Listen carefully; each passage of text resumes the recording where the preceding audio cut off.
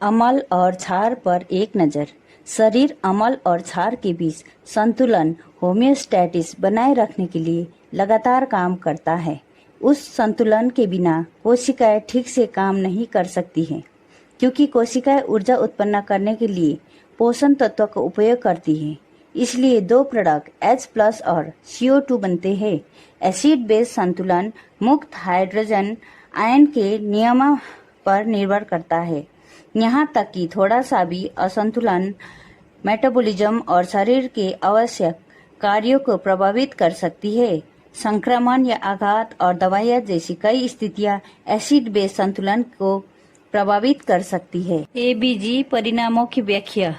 pH level 7.30 अम्लीय, PaCO2 55 mmHg बढ़ा हुआ है क्योंकि रेस्पिरेटरी कारण।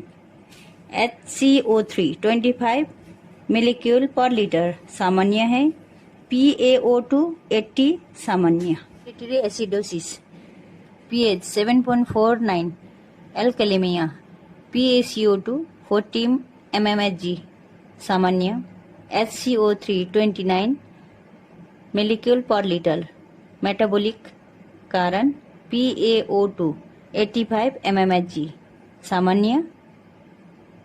रेस्पिरेटरी एसिडोसिस, pH कम, PCO2 ज्यादा, HCO3 सामान्य। रेस्पिरेटरी अल्कालोसिस, pH ज्यादा, PCO2 कम, HCO3 सामान्य। मेटाबॉलिक एसिडोसिस, pH कम, PCO2 सामान्य, HCO3 कम। मेटाबॉलिक अल्कालोसिस, pH ज्यादा, PCO2 सामान्य, HCO3 ज्यादा। वजह श्वसन और मेटाबॉलिक प्रणाली के एसिड बेस संतुलन को सामान्य सीमा के भीतर बनाए रखने के लिए मिलकर काम करती है। रेस्पिरेटरी तंत्र मेटाबॉलिक के आधारित pH असंतुलन पर निम्नलिखित तरीके से प्रतिक्रिया करता है। मेटाबॉलिक एसिडोसिस, उच्च रेस्पिरेटरी रेट और गहराई, PaCO2 कम। मेटाबॉलिक अल्कालोसिस, रेस्पिरेटरी रेट कम और गहराई, PaCO2 ज्यादा। मेटाबॉलिक प्रणाली रेस्पिरेटरी आधारित pH असंतुलन पर निम्नलिखित तरीके से प्रतिक्रिया करती है।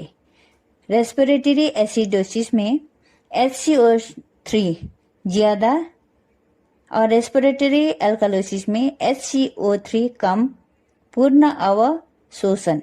रेस्पिरेटरी एसिडोसिस अक्षतिपूरित, pH कम, PaCO2 ज्यादा, HCO3 सामान्य। क्योंकि गुर्दे से एसिडोसिस पर अभी तक कोई प्रतिक्रिया नहीं हुई है, इसलिए HCO3 सामान्य ही रहेगा।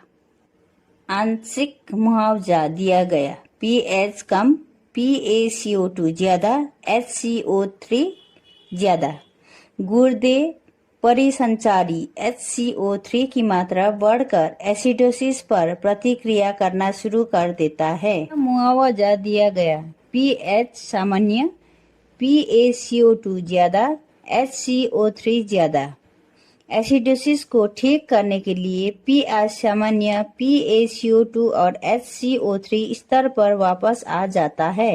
रेस्पिरेटरी अल्कालोसिस अक्षतिपूरित, pH ज्यादा, PaCO2 कम, HCO3 सामान्य। क्योंकि किडनी से एसिडोसिस पर अभी तक कोई प्रतिक्रिया नहीं हुई है, इसलिए HCO3 का वैल्यू सामान्य रहेगा।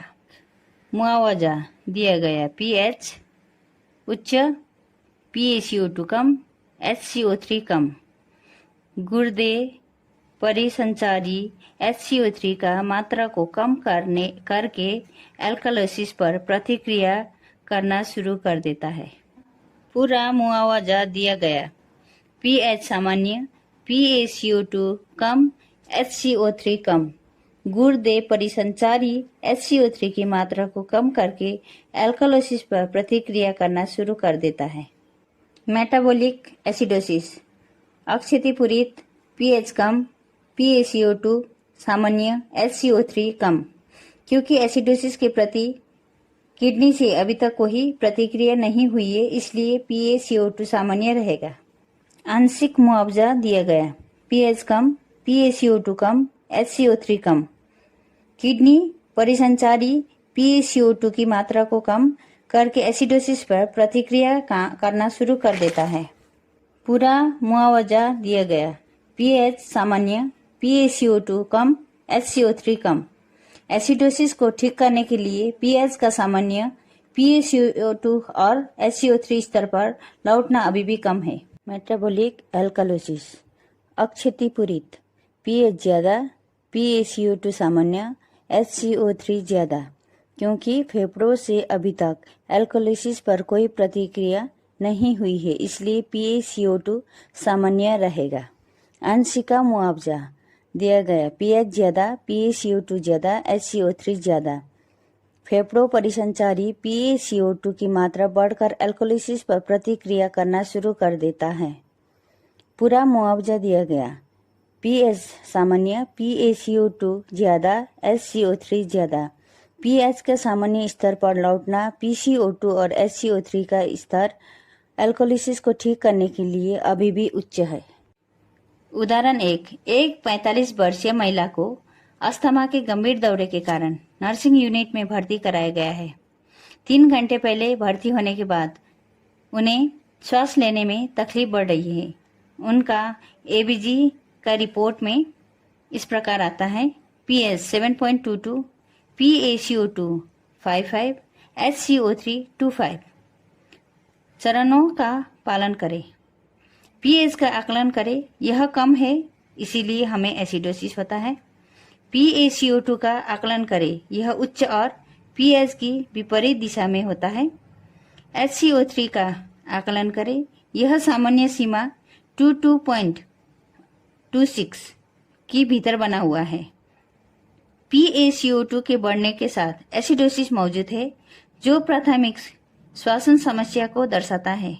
इसलिए रोगी के लिए ऑक्सीजन थेरेपी, मैकेनिकल वेंटिलेटर करके या ब्रोंकोडायलिसिस करके वेंटिलेटेड की स्थिति में सुधार करने की आवश्यकता है।